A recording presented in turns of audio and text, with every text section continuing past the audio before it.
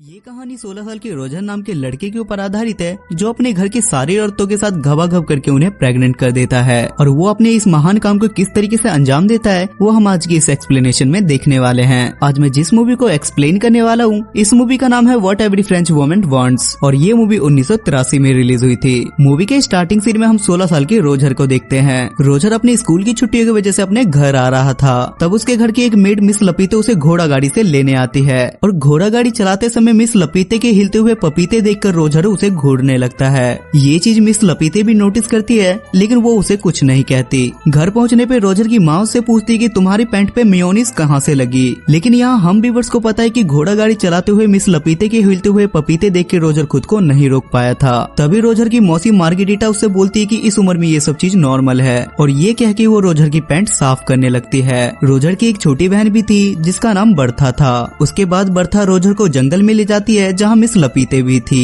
तभी लपीते रोजर के सामने ही साइड में जाके हल्की होने लगती है और ये देखकर रोजर की आंखें बाहर आ जाती है। उसके बाद रोजर को किसी की चिल्लाने की आवाजें सुनाई देती है और जब रोजर वहाँ पे देखने के लिए जाता है तो वहाँ उसे उसी के घर की एक मेड उर्सिला किसी और के साथ जंगल में मंगल करती हुई दिखाई देती है। जिसके बाद रोजर वहाँ से भाग जाता है क्योंकि उसे लगता है कि वो एक गलत दुनिया में आ गया है। उसके बाद सीन स्विच होता है और हम पूरी फैमिली को एक साथ खाना खाते हुए देखते हैं जहाँ हम व्यूअर्स को पता चलता है कि रोजर की माँ काफी ज्यादा स्ट्रिक्ट है। शाम को रोजर जब सोने की कोशिश कर रहा था तो उसे बाहर से कुछ आवाजें सुनाई देती है और जब वो कमरे से बाहर आता है तो वो देखता है कि एक नौकरानी घोड़ी बन के खड़ी है और कोई उसके पीछे से बजा रहा है। ये देखने के बाद रोजर की फटके चार हो जाती है और रोजर वापस सोने के लिए चला जाता है और बिस्तर में उसकी छोटी बहन बर्था छुपी हुई थी। तब बर्था उसे बताती है कि मिस लपीते ने मुझे बताया कि हमारी मासी मार्गेरिटा अभी भी वर्जिन है। जिस पर रोजर उसे पूछता है कि वो अभी तक वर्जिन क्यों है। जिस पे बर्था उसे बताती है कि उन्हें मर्दों से डर लगता है और इसलिए उन्होंने अभी तक शादी नहीं की है। तभी वहाँ अचानक से नैनी केट आ जाती है। केट का काम बर्था का देखभाल करना था।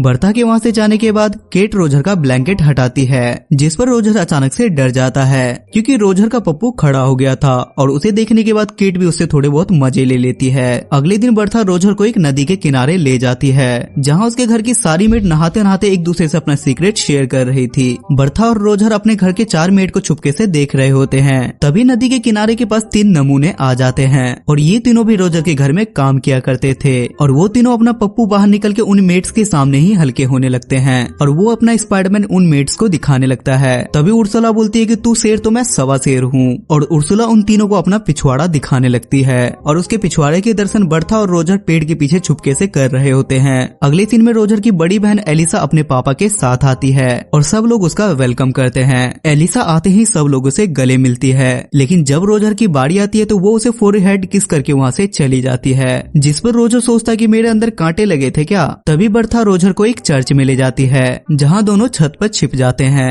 तभी वहाँ मार्गेरिटा आती है और वो चर्च के पादरी से अपनी सारी बातें बताने लगती है और वो पादरी से बोलती है कि जब से रोजर यहाँ आया है तब से हर रोज मैं सपने में उसके साथ धक्का पेल करती हूँ और ये सारी बातें रोजर भी सुन रहा था। ये सुनने के बाद रोजर बहुत ज्यादा खुश होता है और बहुत ज्यादा एक्साइटेड हो जाता है जिसके बाद वो पादरी के जस्ट बगल में गिर जाता है और पादरी इन दोनों को रोजर की माँ के पास ले जाता है जिस पर रोजर की माँ पादरी से बोलती है कि आप ही बताओ कि मैं इन दोनों के साथ क्या करूं। जिस पर पादरी उसे बताता है कि तुम रोजर के पिछवाड़े पे मार मार के उसके बंदर के पिछवाड़े की तरह लाल कर दो तभी इसे समझ आएगा और ये काम मार्गेरिटा अपने शुद्ध हाथों से करेगी तो इसे ज्यादा मजा आएगा। तब रोजर की माँ मार्गेरिटा से बोलती है कि तुम एक हंटर लो और शुरू हो जाओ। पहले तो मार्गेरिटा ये करने से मना करती है लेकिन रोजर की माँ के फोर्स करने के बाद वो ऐसा करने लगती है और वो रोजर के पिछवाड़े पे हंटर मार मार के उसे बंदर के पिछवाड़े की तरह लाल कर देती है। रात को सोते समय रोजर को फिर से बाहर से किसी की आवाजें सुनाई देती है और जब वो अपने कमरे से बाहर निकलता है तो वो देखता है कि उसकी मेड हेलन किसी से ठुकवा रही थी और आज भी उसे बस हेलन ही दिखती है, उसके पीछे वाला बंदा बिल्कुल भी नहीं दिखता। लेकिन इस बार रोजर अकेले इस नजारे का मजा नहीं ले रहा था बल्कि मिस्टर फ्रैंक भी ये सब कुछ देख रहे थे।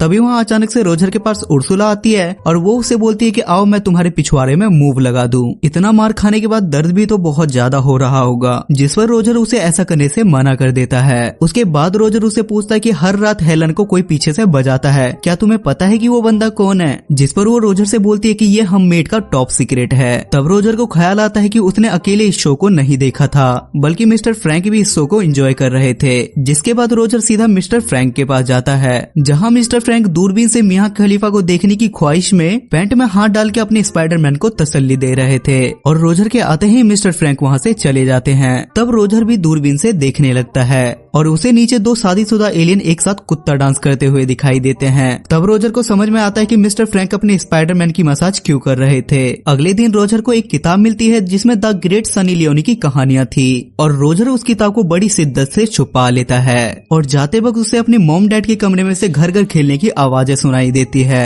और रोजर उसे लोक वाली छेद से देखने लगता है। लेकिन तभी उसे पीछे से एलिसा का फियोंसे रोलांड उसे देख लेता है और वो रोजर को धप्पा कर देता है, जिस पर रोजर उससे रिक्वेस्ट करता है और बोलता है कि तुम प्लीज इस बात को किसी को मत बताना। इस बात पर रोलांड भी इस मौके का फायदा उठाता है और वो रोजर से अपनी गाड़ी साफ करवाता है। अगले दिन रोजर घोड़ा गोदाम में वही किताब पढ़ रहा होता है जिसमें सनी लियोनी की सफलता की कहानी लिखी हुई थी और वो पढ़ने के साथ साथ वो अपने पप्पू को भी मसाज दे रहा होता है। लेकिन तभी वहाँ अचानक से थारा भाई जोगिंदर का फ्रेंच वर्जन आ जाता है और वो मौका देखते के साथ ही हेलन को खिड़की में आधा अंदर और आधा बाहर फंसा देता है और वो बाहर जाके साइड से हेलन की गैलन में पानी भरने के लिए